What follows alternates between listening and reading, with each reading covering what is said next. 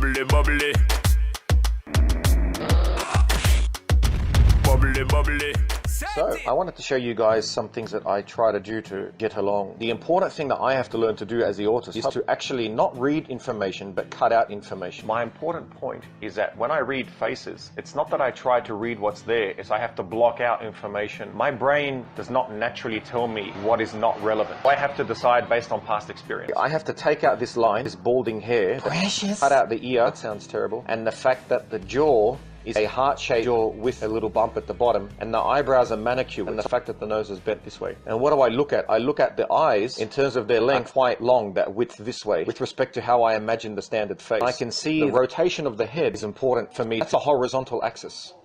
And it's important if it goes down or up or if it's flat. That there is neutral. You see how that's actually a shape of what you call a smile because the edges are tilted upwards. But what's interesting is that the edges are consistent with the eyes. What I call a genuine greeting. I would like to know what your view is. It gives me a few different options and I don't know which one it is. It comes across as genuine to me because the eyebrows are also raised. Yeah, the eyes and mouth to match. If they don't, then I don't get the genuine thing. This is the best I'm going to get when I look at people. But I'm never completely sure. So what do you guys say? Would you say shy, happy? This one's interesting. Even though the jaw shows that the head is rotated downwards, that's below the horizontal axis. So for me, that means that the person is the opposite of confident. It doesn't look sad because the eyebrows are raised above the horizontal axis, but this is lowered below. I get that they're ashamed of something in that direction, and that's consistent with the eyes above the axis. So we got to the same conclusion, but I can tell you why I got to that conclusion. Do you guys do that, or do you just know? Come over here and perform for me. I have to look at that. That's what I do with all of you. This is why in real life, it's much harder for me when I tell you how I'm coming to that conclusion. Is it something you knew, or is it something that you sort of already knew but never thought you knew consciously? Because to me, it seems like everyone does that. They just do it better than I do. When I have two people in the room, I have to actually do the calculations each time. There's no thing that comes to my brain that says, oh, he's happy or he's excited. I don't actually know. I know that it's a positive emotion, and I know it's genuine because of the consistency between the mouth and the eyes, and then the eyebrows as well. Now, immediately, I got angry, but I got aggressive. And I can tell you it's specifically because of the focusing on the eyes that go inwards, which means that they're focusing on something intently and it's a one particular thing. What's the chance that one particular thing is going to invoke the flexing of the muscles here and the teeth to grind together? The chance is so low that they have to be fuming. His head is tilted below the horizontal axis. To me, is a sign of weakness. And that's why I've always conflated aggression with weakness. People say to me, you seem to know that this person is coming from a weak place. I just happen to use the mathematical techniques that I've developed and combine them. If someone is aggressive but their head is below the horizontal axis, that means that they're both the same thing. That aggression is coming from a place of weakness. And I don't know if I'm right. That's just what I'm doing. Come over here and perform for me.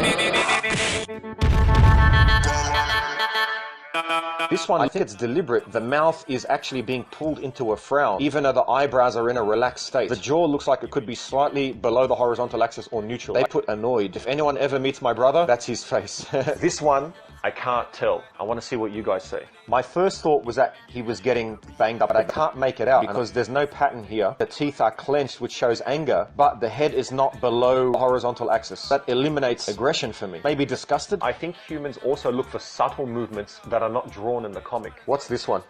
The eyebrows are moved up, but the eyes are down. Growing up, I wasn't aware of what facial expressions were. Even when I was in year 12, I used to watch Home and Away. What I noticed about the actors is that they were always pulling their faces. And that's when I started to realize that people actually were normally like this. So I started to watch them so I could learn them. Bored. I didn't see bored. I see that this person is offended by the other person because they're unimpressed but for the eyebrows, which means they're adding emotion, but not enough emotion to make me think that they think the other person's worth anything. So that means that they actually have a low opinion of that person. Like, I don't have time for this. Loser. All right, this one here, turning away from something. If you look at the eyes, they're not focused on anything in particular. If they're looking away, it means that there's something else that's pissed them off. Please feel free to correct me. I don't even know if my patterns are correct. Over time, have made enough mistakes. Eye roll. You have no idea. My first hypothesis was that there are a lot more subtleties that I'm not noticing in people. Not one of you has said why they think what they think. That one I did not see coming. So what's interesting is that Liran said it's part of the human software and you're not conscious of how you know. It's like lingual abilities which are innate.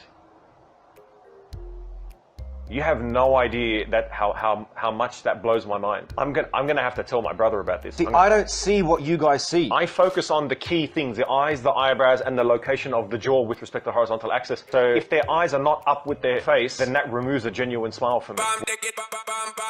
What is the difference between this one and this one? That is amazing.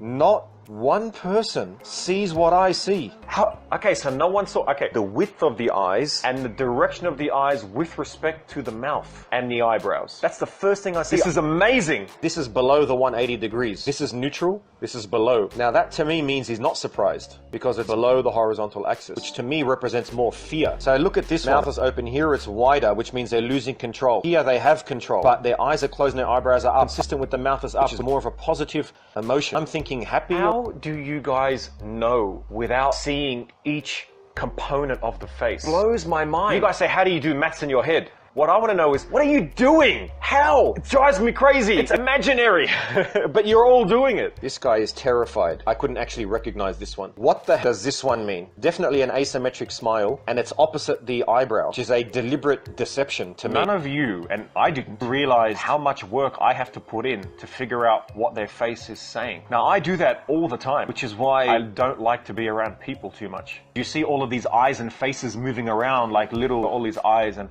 the eyebrows, and this one and that one and this one and this, and they're all doing weird things, like one's like this, one's like that, one's like this, one's like that, you know? And I'm like, this is too much shit.